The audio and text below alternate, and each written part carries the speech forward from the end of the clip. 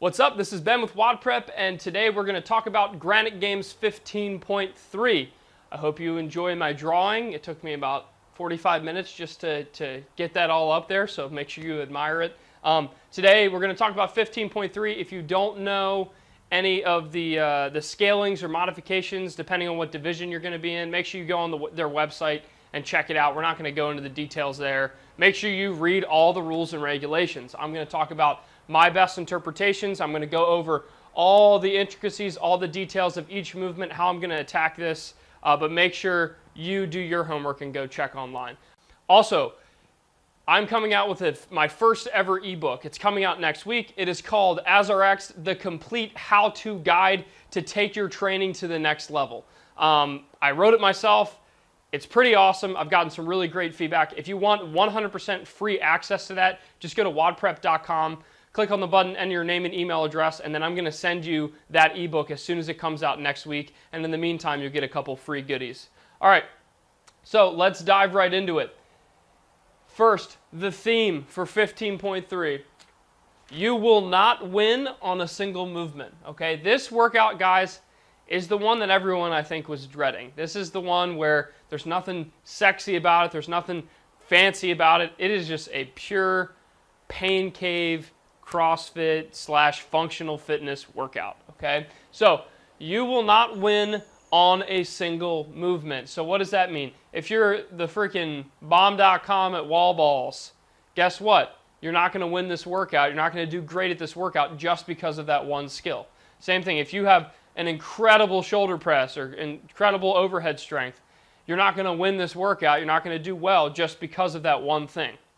However, on the flip side, you can lose this workout. You can get a really crappy score just based off of one movement. So you can be really good at everything down here, and then if you suck on the row, guess what? Your workout score is going to have a huge hit to it. Same thing, if your box jumps are terrible, you're good at everything else, your score's not going to be that good. You have to be consistent across the board here, and we're going to dive deeper into each movement here. All right, next. For the row, we're just going to go down the line. For the row, you should be reserved and focused. It shouldn't be relaxing, but it should not be crazy. A lot of people, like every workout, they're going to come out of the gate guns blazing. They're going to try to fly through that row. They're going to feel great up until that 30-calorie point, and they're going to be like, wait a minute, why am I so tired? Because you're rowing really, really fast. Try not to come out of the gate too hot, but at the same time, don't come out of the gate relaxed. Once you're done that 50 calories, you shouldn't be still warming up, I guess you could say. So, stay reserved, stay focused, focus on a big push. This is for calories, it's not for meters. Even though I have a little meter suggestion here, it's for calories, so it matters how hard you pull, okay? I'm not exactly sure. There's all kinds of articles that you can read about how to maximize your calories on the rower. I would go Google that, but I do know that just simply rowing at a slow, conservative pace will not accumulate calories as much as making sure that you drive strong with your legs, so big push and then strong lats. I notice a lot of times in my rowing, if I let my shoulders relax and I just kind of pull like that, my calories will go way down compared to if I keep my back strong and I really activate my lats and pull at the end of each row. There's no other pull in this workout, so pull the crap out of that row handle because it's not going to affect you on much other stuff, okay? Depending on how hard you're rowing, you're going to approximately accumulate anywhere from 600 to 750 meters. This could even be higher. But if you're rowing 1 calorie per pull, which that's really good, if you're rowing 1 calorie per pull, you're going to row, anywhere from 550 to 600 meters. If you're, not that great on the rower, you're going to be somewhere around that 750 meter mark. So this isn't something to shoot for. This is just something to keep in mind. Like, a lot of people don't understand how hard a 50 calorie row is. It should be about as hard as a 750 meter row. Okay? I hope that helps. Next, the wall balls. If you've ever watched Rich Froning do a wall ball, or if you haven't, make sure you go YouTube that. He does his squat, throws the ball up, and then when he throws the ball up, he brings his arms down and then gets ready to catch it. So every time he throws it, all right, He's relaxing. He's clearing his muscles by doing this. I guess you call it a clearing stroke, or an arm circle. He's throwing the ball up, and then he brings his arms down.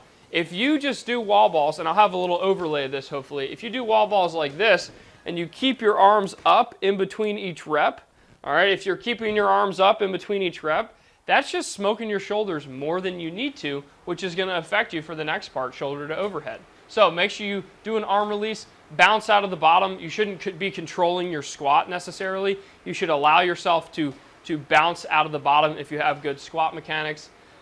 Next, I just wrote out a bunch of different combinations. I won't explain every one. Hopefully they all add up to 50. I really, really like descending reps. That's whenever I'm knocking out a big chunk of anything, and you'll see for the shoulder overheads, it'll be the same thing. I really like descending reps. So doing 20, 15, 10, and 5, I like that, but I don't like that set of 5. I think that's kind of worthless. My favorite one here is to break it up into 3 sets. Do 22, 16, and 12. And if my calculations are correct, that's 50 reps. I really like that because you're always knocking off a decent chunk, and you're always descending reps. So I like getting a big set out of the way because usually that's the easiest set, is the first set. So another very popular way when we saw a lot of wall balls in the CrossFit Open was just doing the same set over and over and over. If that's your style, go for it. I would just recommend making sure the breaks in between these sets are specifically timed. Don't do a set and then just be like, all right, I'm going to go when I feel like it. Finish your set, let that wall ball drop, and then breathe. Take 3 or 4 full breaths, and then no matter what, get back on that ball. Okay? All right. For the shoulder to overhead, stay in your heels. That's a lot of reps. It's not necessarily a heavyweight. It shouldn't be a heavyweight no matter what division you're in. Stay in your heels though. If you allow yourself to come into your toes, it's an inefficient movement. You're actually going to smoke your shoulders more because you'll be chasing the barbell. The barbell path will be wrong. So make sure you stay in your heels, keep good positioning, don't over dip. Your legs are going to be really tired from these wall balls, so are your shoulders. It's all going to be about staying in the heels, keeping good positioning, and making sure that you pop your hips. Again, I really recommend descending sets. I wouldn't just do 5 sets of 10, although for the shoulder overhead, 5 sets of 10 seems a lot more doable than with wall balls because you tend to recover more on the barbell, I think. But for me personally, if I were doing this workout, I would probably do the 22, 16, 12 route or the 20, 15, 10, 5 route because your shoulders will start to get smoked. This is the big thing. Push press to push jerk. Push press are going to be faster. They have a faster cycle time. So when I push press, I'm just dipping, driving, locking out, absorbing it right back down. Push jerks take a little bit more time because you have to drop under the bar and then stand it up. I really like transferring on all my sets from push press to push jerk. It's nice to break up the movement or break up each set into 2 different portions. So for instance, if I opened up with 22, okay, that was my goal. My first 12 reps might be push press because I can cycle through them really, really fast. Then when I start feeling those shoulders fatigue, my lockout's getting a little weaker, then instead of just dropping the bar, I'm going to switch from push press to push jerk, and I'll start push jerking it, which is going to be obviously a little bit slower, but if you go from push press to push jerk, it'll probably extend your sets a lot farther than just trying to stick with push press or just starting off with a slower push jerk. So play with that. Maybe try that in your warm-up a little bit, but I really recommend going from push press to push jerk. As long as this weight, you can push press it for 20 reps fresh, all right? And then obviously, like I was kind of demonstrating, touch and go. Do not do this. Hopefully I have a video overlay. Do not do this. So don't let that bar come down. You're going to obviously catch it and then reset. Don't reset in between each rep, all right? That's just extra leg bend.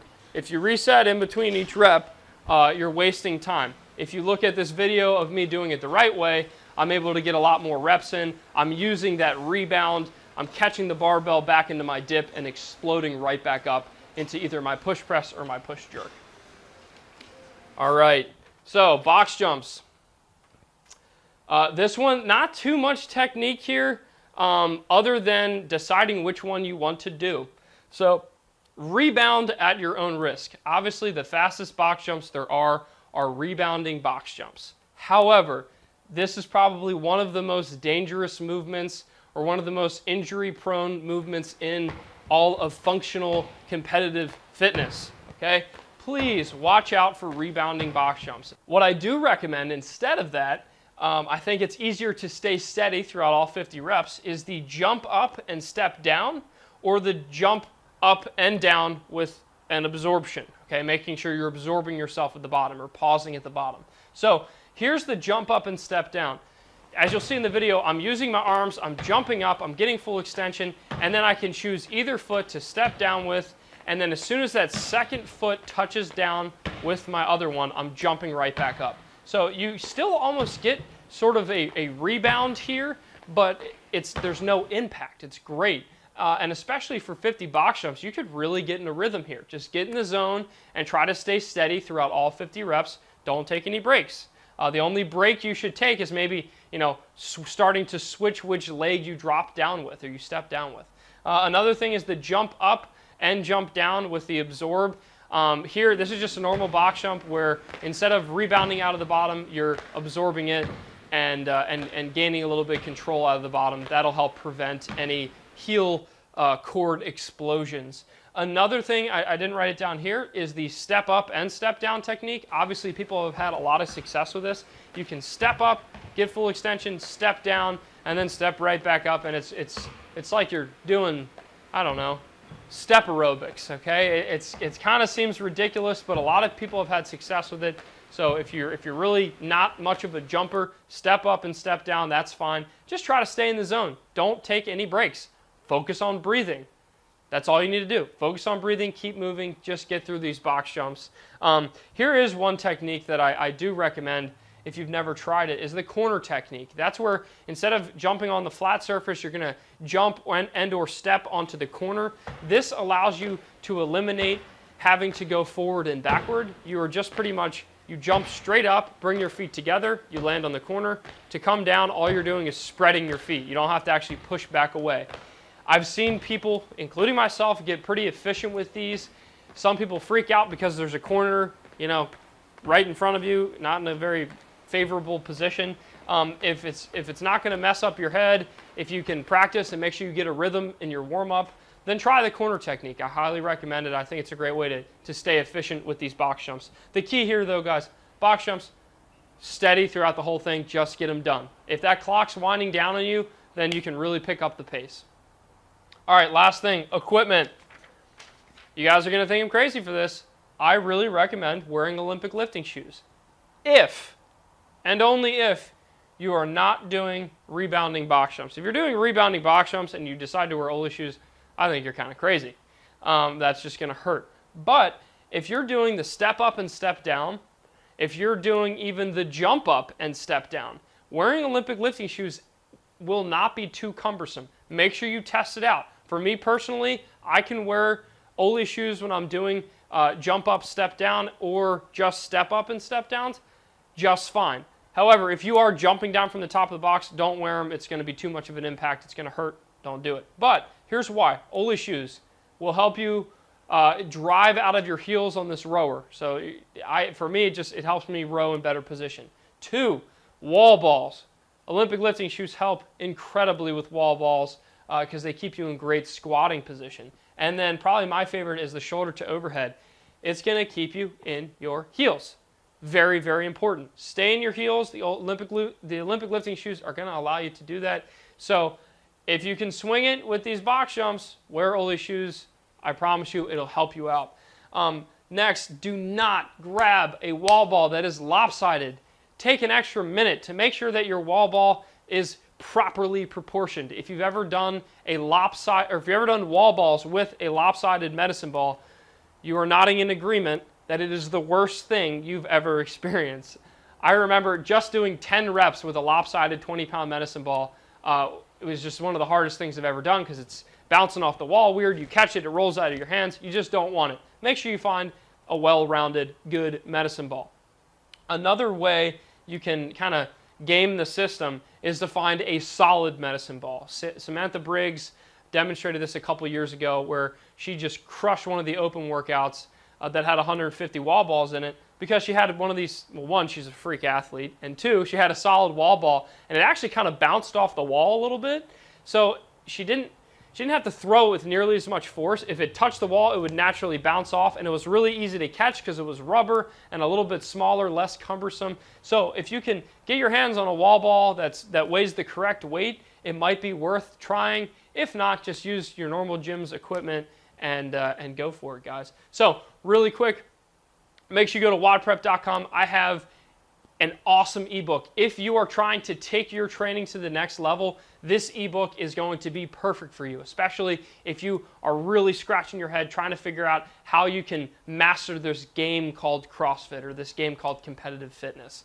Make sure you go to WODprep.com. I'm releasing the book next week.